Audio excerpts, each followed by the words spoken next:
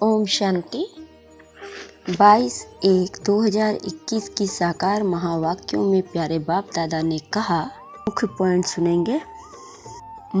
बाप मुख्य क्या समझाते हैं कि देही अभिमानी बनो, यह क्यों कहते हैं? क्योंकि अपने को आत्मा समझने से ही हम पतित पावन परमपिता परमात्मा से पावन बनने वाले हैं। यह बुद्धि में ज्ञान है, सबको समझाना है। पुकारते भी हैं कि हम पतित हैं। नई दुनिया पावन जरूर ही होगी। नई दुनिया बनाने वाला, स्थापन करने वाला बाप है। उनको ही पतित पावन बाबा कह बुलाते हैं। पावन पतित पावन, साथ में उनको बाप कहते हैं। बाप को आत्माएं बुलाती है, शरीर नहीं बुलाएगा। हमारी आत्मा का बाप पारलौकिक है, वही पतित पावन है। फिर बाबा ने कहा, अभी तुमको बाप समझाते हैं, तुम तो कितने रिफ्रेश होते हो। तुम रिफ्रेश थे और विश्राम में थे। बाप भी लिखते हैं ना, बच्चों आकर रिफ्रेश भी हो जाओ और विश्राम भी पाओ। रिफ्रेश होने के बाद तुम सतयुग में विश्रामपुरी में जाते हो। वहाँ तुमको बहुत विश्राम मिलता है। वहाँ सुख, शांति, संपत्ति आदि सब कुछ तुमको मिलता है। तो बाबा के पास आते हो रिफ्रेश होने, विश्राम पाने। रिफ्रेश भी शिव बाबा करते हैं, विश्राम भी बाबा के पास लेते हो। विश्राम माना शांत। थक कर विश्राम होते हैं ना, कोई कहाँ जाते हैं विश्राम पाने। उसमें तो रिफ्रेशमेंट की बात ही नहीं। तुमको बाप रोज समझाते हैं तो तुम यहाँ आकर रिफ्रेश होते हो। फिर बाबा ने कहा, सतयुगी संप्रदाय को श्रेष्ठ कहा जाता है। कलयुगी विशेष संप्रदाय को श्रेष्ठ कैसे कहेंगे? श्री माना श्रेष्ठ। अभी के मनुष्य तो श्रेष्ठ है नहीं। गायन भी है मनुष्य से। देवता किए करत लागी वार। फिर देवता से मनुष्य बनते हैं, क्योंकि 5 विकारों में जाते हैं। रावण राज्य में सब मनुष्य ही मनुष्य हैं। वहाँ है ही देवताएं। सतयुग में उनको डीटी वर्ल्ड, इसको ह्यूमन वर्ल्ड कहा जाता है। डीटी वर्ल्ड को दिन कहा जाता है, ह्यूमन वर्ल्ड को रात कहा जाता है। यानी डीटी वर्ल्ड स्वर्ग है, ह्यूमन वर्ल्ड कलयुग है। दिन सोझरे को कहा जाता है, रात अज्ञान अंधियारे को कहा जाता है। इस फर्क को तुम बच्चे ही जानते हो।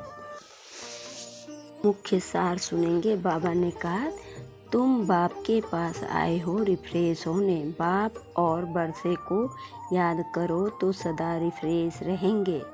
फिर बाबा ने प्रश्न में कहा, समझदार बच्चों की मुख्य निशानी क्या होगी?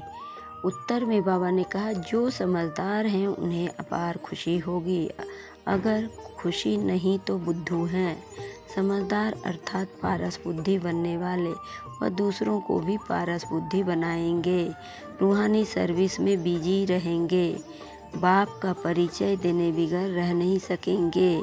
लास्ट में बाबा ने कहा, पहले यह लक्ष्मी नारायण थे, फिर उनका यह लास्ट जन्म ब्रह्मा सरस्वती। अभी सबको वापिस जरूर जाना है। स्वर्ग में तो इतने आदमी थे नहीं, न इस्लामी न बौद्धिक, कोई भी धर्म वाले एक्टर्स नहीं थे सिवाय देवी देवताओं के। यह समझ भी कोई में नहीं है दुनिया के मनुष्यों में।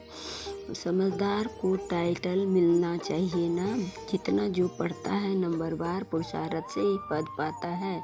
तो तुम बच्चों को यहाँ आने से ही यह एम ऑब्जेक्ट देख खुशी होनी चाहिए। खुशी का तो पारावार नहीं। पाठशाला व स्कूल हो तो भी ऐसा है। कितनी गुप्त, बहुत जबरदस्त पाठशाला, कितनी बड़ी पढ़ाई, उतना बड़ा कॉलेज, वहाँ सब फैसिलिटीज मिलती है। सतयुग में आत्मा को पढ़ना है, फिर चाहे सोने के तख्त पर चाहे लकड़ी के तख्त पर चढ़े।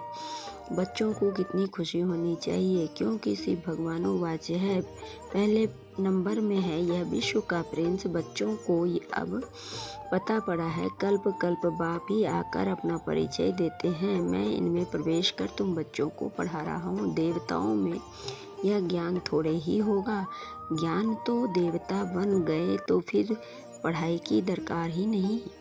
इसमें बड़ी विशाल बुद्धि चाहिए समझने की। अच्छा, मीठे मीठे से खिलते बच्चों प्रति माता पिता बाप दादा का याद प्यार और गुड मॉर्निंग। रूहानी बाप की रूहानी बच्चों को नमस्ते। हम रूहानी बच्चों की रूहानी बाप दादा को याद प्यार और गुड मॉर्निंग और नमस्ते नमस्ते। सदा रहो हंसते, बन जाओ फरिश्ते, चलते रहो परम धाम के रास्ते। शुक्रिया बाबा पद्मा पदम शुक्रिया बाबा। धारणा के लिए मुख्य सार है। पहला पॉइंट, इस पतित दुनिया का बुद्धि से संन्यास कर पुरानी देह और देह के संबंधियों को भूल अपनी बुद्धि बाप और स्वर्ग की तरफ लगानी है। दूसरी पॉइंट, अविनाशी विश्राम का अनुभव करने के लिए बाप और वर्षे की स्मृति में रहना है। सबको बाप का पैगाम दे रिफ्रेश करना है। रूहानी सर्विस में लज्जा नहीं करनी है। दान में बाबा ने कहा, सदा बाप के सम्मुख रह खुशी का अनुभव करने वाले अथक और आलस्य रहित भव। सदा बाप के सम्मुख रह खुशी का अनुभव करने वाले अथक और आलस्य रहित भव।